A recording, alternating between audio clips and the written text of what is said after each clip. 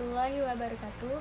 Perkenalkan, nama saya Fatima Zahra dengan NIM 28920500031. Saya dari Fakultas Ekonomi Bisnis Prodi Manajemen di Universitas Pancasakti Bekasi. Video ini saya buat untuk memenuhi ujian tengah semester saya, yaitu dengan mata kuliah perpajakan oleh dosen pengampu Bapak Moh Taufan Nugroho SSIMM selaku dosen pengampu. Di sini saya akan membahas sedikit mengenai perpajakan. Baik, di sini saya akan membahas mengenai materi perpajakan dengan mata kuliah perpajakan oleh dosen pengampu Moh Taufan Nugroho SSIMM. Yang pertama yaitu ada pengertian pajak.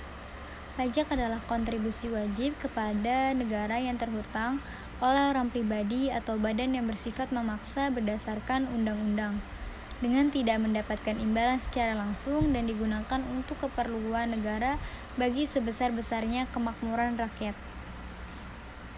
Di sini ada definisi pajak.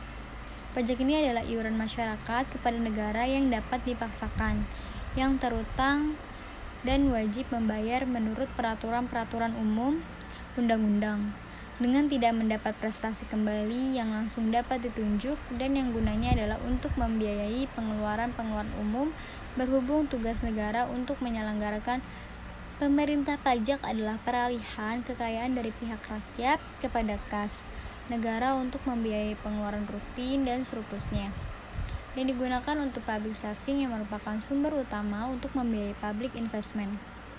Pajak adalah suatu pengalihan sumber dari sektor swasta ke sektor pemerintah, bukan akibat pelanggaran hukum namun wajib dilaksanakan berdasarkan ketentuan yang ditetapkan lebih dahulu tanpa mendapat imbalan yang langsung dari proporsional agar pemerintah dapat melaksanakan tugas-tugasnya untuk menjalankan pemerintahan. Selanjutnya ciri-ciri pajak yaitu yang pertama dipungut berdasarkan undang-undang. Yang kedua, tidak mendapatkan jasa timbal balik atau kontraprestasi perorangan yang dapat ditunjukkan secara langsung. Yang ketiga, pemungutan pajak diperuntukkan bagi keperluan pembiayaan umum pemerintah dalam rangka menjalankan fungsi pemerintahan. Yang keempat, pemungutan pajak dapat dipaksakan. Dan yang kelima, selain fungsi anggaran, yaitu mengisi kas negara atau anggaran negara yang diperlukan untuk menutup pembiayaan penyelenggaraan pemerintah. Pajak juga berfungsi sebagai alat untuk mengatur atau melaksanakan kebijakan negara dalam laporan ekonomi dan sosial. Fungsi mengatur atau regulatif. Selanjutnya ada fungsi pajak. Fungsi anggaran budgeter atau pajak. Fungsi ini berfungsi untuk pembiayaan pengeluaran negara. Dengan adanya pajak, pemerintah memiliki dana untuk menjalankan kebijakan yang berhubungan dengan stabilitas harga, dan pajak ini berfungsi mengatur pertumbuhan ekonomi dan sebagai alat untuk mencapai tujuan. Dan fungsi retribusi pendapatan. Pajak yang sudah dipungut oleh negara akan digunakan untuk membiayai semua kepentingan umum. Selanjutnya, syarat pemungutan pajak. Pemungutan pajak itu harus adil. Dan yang kedua, pemungutan pajak itu harus berdasarkan undang-undang. Yang ketiga, pemungutan pajak tidak mengganggu perekonomian. Yang keempat, pemungutan pajak harus efisien dan sistem. Yang kelima, pemungutan pajak harus sederhana. Selanjutnya di sini penyebab timbulnya utang pajak. Wajib pajak dapat membayarnya sendiri atau menguasakannya pada pihak lain, selama pihak tersebut bertindak atas nama wajib pajak yang memiliki utang pajak.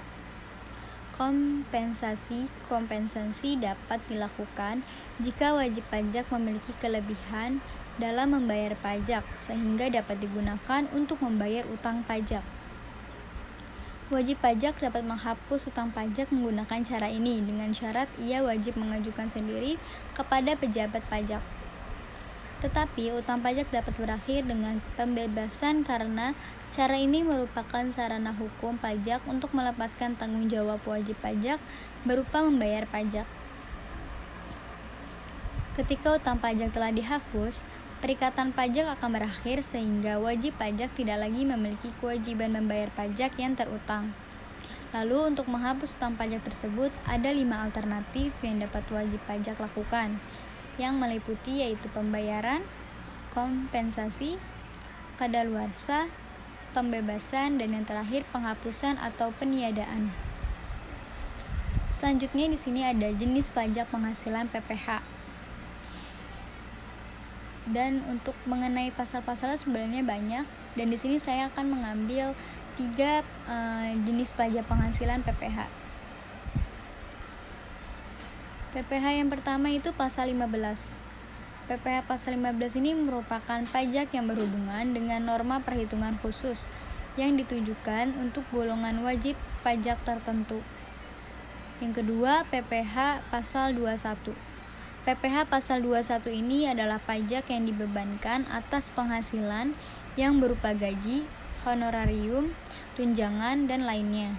Penghasilan tersebut sehubungan dengan pekerjaan, jasa, dan kegiatan lain yang diterima oleh wajib pajak dan dibayarkan setiap bulannya.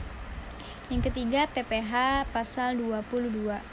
Pemungutan pajak ini diperoleh dari wajib pajak yang melakukan kegiatan impor atau dari pembelian atas penjualan suatu barang mewah. Pihak pemungutan PPH pasal 22 ini terdiri dari bendahara pemerintah, instansi atau lembaga pemerintah, dan lembaga lainnya. Lalu di sini ada pajak bumi dan bangunan. Pajak bumi dan bangunan atau yang disingkat dengan PBB adalah pajak yang ditanggungkan atas tanah dan bangunan. Pajak tersebut dikarenakan karena adanya keuntungan atau kedudukan sosial ekonomi yang lebih baik karena hak atas tanah dan bangunan yang sudah ditempatinya.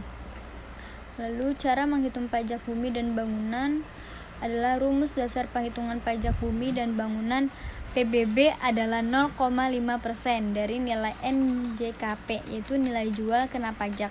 Sedangkan untuk memperoleh nilai NJKP adalah 20% dari NJOP, yaitu nilai jual objek pajak. Jadi, bagi Anda yang memiliki usaha dengan banyak bangunan yang memiliki harga tinggi, Anda perlu untuk menyisihkan sebagian uang untuk membayar pajak PBB tahunan. Contoh sebagai berikut. Diketahui bahwa NJOP suatu objek adalah 2 juta.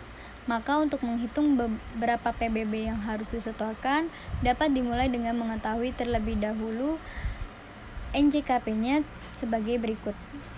NJKP sama dengan 20% dikali 2 juta sama dengan 400. Setelah diketahui nilai NJKP, kemudian baru bisa menghitung PBB-nya, yaitu 0,5% dikali 400.000 menjadi 2.000.